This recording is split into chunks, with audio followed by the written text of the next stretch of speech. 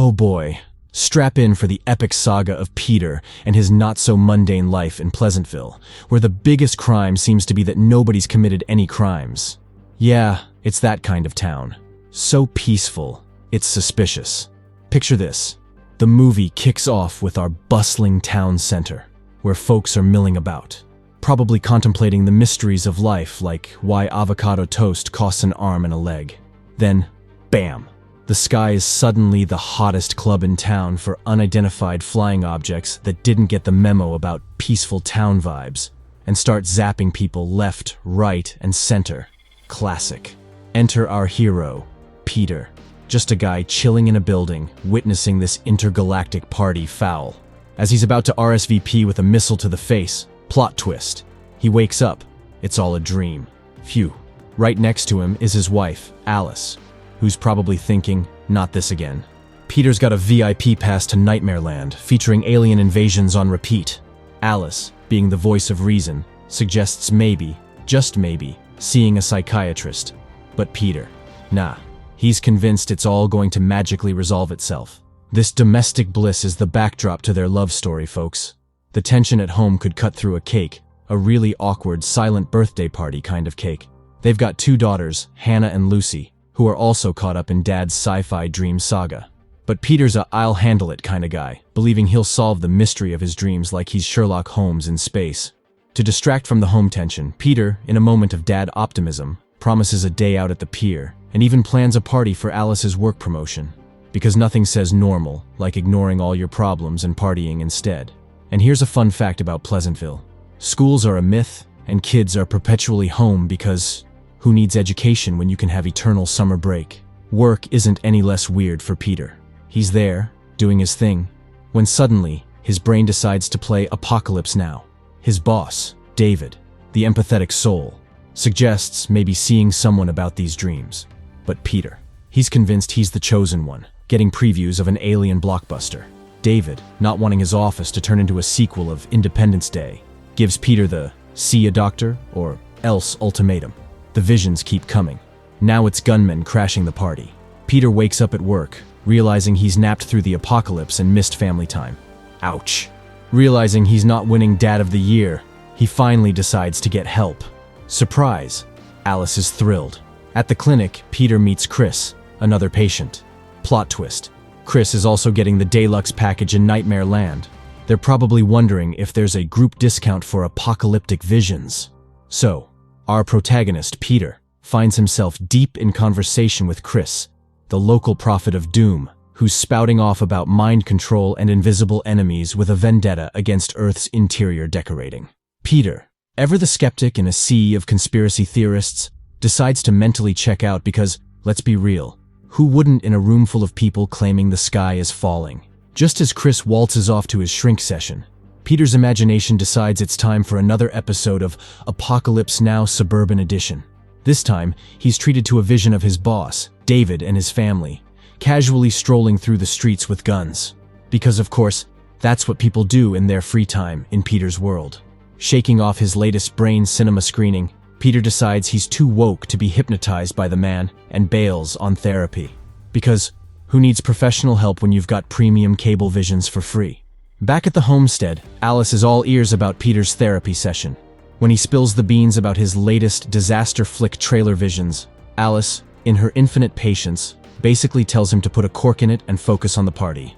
Because nothing says, I'm concerned about your mental health like prioritizing party prep over existential crises.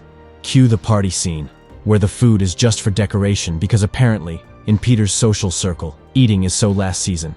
Peter, not one to miss an opportunity to be the life of the party, spends his time stargazing through his telescope, probably looking for party crashers from another galaxy. His neighbor, Ray, decides to join in, and wouldn't you know it, a shiny object decides to RSVP yes by crashing into a nearby building. Finally, something exciting happens, validating Peter's hobby as the neighborhood watch for alien RSVPs. As the shiny party favor obliterates a building, Peter and company get an express ticket through their glass window, courtesy of the shockwave. Once they dust themselves off, they're treated to a sky full of alien ships, because why invade discreetly when you can bring the whole family? In a panic, Peter remembers he has kids and rushes over to Ray's to collect them, only to be greeted by an alien soldier with a passion for laser tag. They dodge, dip, dive, duck, and dodge their way to safety, finding the girls and a not-so-lucky elevator passenger who's clearly lost the game of intergalactic hide-and-seek. After a heroic rescue, Peter and Ray decide it's every family for themselves, and part ways in a touching moment of neighborly love. Back at his apartment, Peter has a told-you-so moment with Alice, explaining that his dreams were basically a spoiler alert for the evening's events. Unsure of what's next, but convinced it involves a trip to his workplace, they prepare for the worst by turning their apartment into Fort Knox Light TM and tucking the kids away in their room.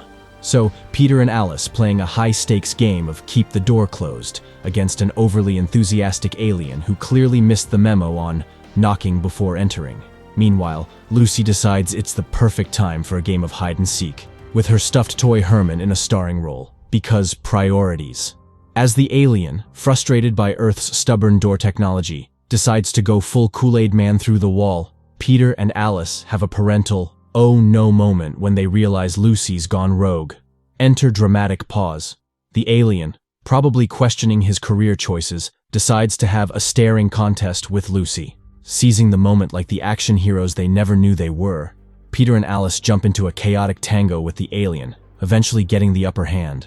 With the alien down for the count, Peter levels up, grabbing the alien blaster as if he's in a video game. The family then makes a rooftop escape, reuniting with Ray and his crew, only to find their city looking like the aftermath of a particularly bad block party. An alien drone, probably filming for the extraterrestrial version of Cops, sends them scrambling for cover. Their brilliant escape plan? A window cleaner's lift. Because when you're running from aliens, why not add dodgy machinery to the mix? Predictably, the lift goes on strike, dumping them into someone's abandoned apartment. Meanwhile, our alien soldier, proving to be tougher than a cockroach, is on the prowl again, thanks to the homing beacon on his Yelp-reviewed gun, now in Peter's hands. Peter discovers the gun's biometric lock, which, sadly, does not include human as an authorized user. Just as they're about to give up hope, Alice pulls a, by the way, I found tunnels at work card from her sleeve, because apparently she's been moonlighting as an urban explorer. Cue dramatic alien attack, and Ray's family gets the abrupt exit nobody asked for. Our heroes narrowly avoid becoming alien target practice, thanks to Peter's sudden mastery over alien technology, because desperation breeds innovation, or so they say. The family's escape to the factory is cut short by an enthusiastic alien ambush, leading to Alice catching a case of sudden injury. Just when things couldn't get more telenovela, the helmeted alien soldier catches up for a rematch, only to reveal he's not an alien, but a human. Plot twist. Peter, in a give me answers or else moment, convinces the not alien to play ambulance for Alice. They finally arrive at the factory, where Peter's boss, David, is waiting with an armed welcoming committee, because apparently everyone's into cosplay now. The next scene opens with Alice getting the shock treatment, not for her frizzy hair, but because apparently she's more toaster than human. David, ever the bearer of I told you so news, drops the bomb that this alien invasion was about as predictable as tax season, and everyone but Peter seem to have marked their calendars. As the medic delivers the grim prognosis that Alice is basically beyond control plus Alt-Delete, the would-be executed soldier interrupts with a, "Wait, I can fix her." Peter, eyeballing his soon-to-be toaster wife and then the soldier, figures, why not? Because in a world where your wife might be a kitchen appliance, anything goes. Their daughters, misty-eyed and probably wondering if they're part of some twisted sci-fi version of The Parent Trap, say their goodbyes, heading to a subway station that sounds more like a gateway to Narnia than a safe haven. Just when Peter thought his day couldn't get weirder, the soldier starts performing open-heart surgery on Alice only to reveal she's sporting the latest in robot interior design. Peter, in a full-blown existential crisis, is then told he's the next contestant on Who Wants to Be a Power Source. Under the soldier's DIY guidance, Peter discovers he too is part of the robot uprising, apparently having missed the memo along with the invasion date. As he's plugged into Alice, Peter takes a trip down memory lane, only to realize it's actually memory battlefield. Turns out his nightmares were reruns of a past where humans, not content with just messing up the planet, decided to play God and ended up creating synthetic beings who could do everything from filing taxes to faking human emotions. Predictably, the synthetics wanted in on the human experience, dreaming of school runs and emotional breakdowns, only to be met with a resounding no from their creators. The humans, in a move as intelligent as inventing a chocolate teapot, decided the best way to handle their sentient toasters was to start a war. The synthetics, leveraging their superior strength and probably a better understanding of Sun Tzu, gave humanity the boot, claiming Earth as their own no-human land. Peter and Alice, it turns out, are like Romeo and Juliet, if Romeo was a microwave and Juliet a blender, meeting amidst the backdrop of a war that sounds more like a Black Friday sale gone horribly wrong. They even adopted Hannah and Lucy, proving that family dynamics in the robot world are just as complicated as in the human one. So, the kiddos Hannah and Lucy are apparently off the assembly line too, picked up by Peter and Alice in the clearance section of humanity because, hey, who doesn't want kids that never age and can do their own software updates? In a heartwarming tale of adoption, our synthetic couple decided to become a family. But here's the kicker. To deal with the slight oopsie of annihilating their creators, the synthetics, including our suburban dream team, decided to hit the big red reset button on their memories. Why live with the guilt when you can live in blissful ignorance?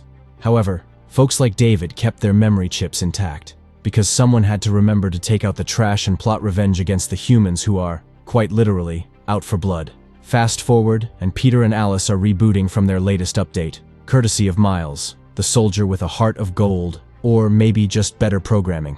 Miles spills the tea on humanity's latest venture, a Mars-based boot camp for the Destroy All Synths summer collection. It seems humans have been busy little bees, building weapons and nursing grudges while teaching their kids that synthetics are the bogeyman's tech-savvy cousins. But lo and behold, Miles catches a glimpse of Lucy playing hide-and-seek and has a change of heart. Because nothing says, oops, my bad, like not wanting to zap a child hiding under a table. Peter, probably wondering if there's a manual for this sort of thing, thanks Miles for not turning them into scrap metal and heads out with Alice. As they make their escape to the Nostalgia Express, aka the last train out of Robotown, they stumble into a good old-fashioned shootout. The synthetics, standing tall, provide cover, proving once again that you can take the robot out of the war, but you can't take the war out of the robot. They manage to board the train, thanks to David playing the role of a heavily armed conductor. As the train chugs away from the ruins of what was probably a lovely city before it became a laser tag arena, David waxes poetic about his choice to remember. Peter, in a moment of robotic introspection, dreams of a day when humans and synthetics can share a beer without the risk of short-circuiting. As the credits roll on our band of merry machines, we're left to ponder the future. Will Peter and Alice lead their silicon brethren to a new dawn? Or will they spend their days dodging human grudges? Only time, and perhaps a sequel, will tell. Moral of the story. When Mark Zuckerberg suggests taking a break from social media to spend more time looking at the stars, maybe he's trying to prepare us for our future as robot overlords. Remember, always update your privacy settings in case of an alien invasion.